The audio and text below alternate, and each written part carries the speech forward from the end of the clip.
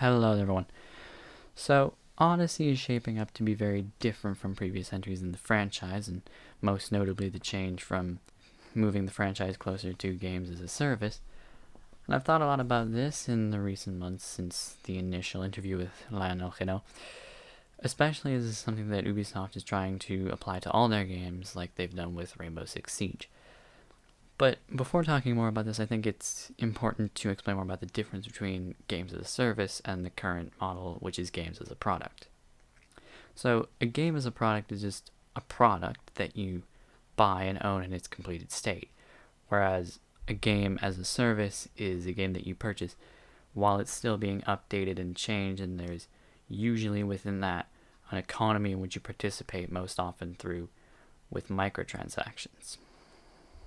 Now, games as a service links closer to multiplayer games like Rainbow Six Siege due to the need to maintain a player base, which usually requires updates and changes like events or the operations in Rainbow Six Siege. And also, the multiplayer experience encourages a have-not situation, wherein one player has an advantage due to superior resources or a more advanced skill level, which encourages the player with a disadvantage to engage in microtransactions to either even the playing field by gaining superior resources, or to do that to compensate for a lack of skill. But now Ubisoft is putting games as a service into Odyssey, which is a single-player game. In an interview, Lionel Geno said that Ubisoft wanted to provide players with many smaller stories as opposed to one contained narrative that they play and then forget.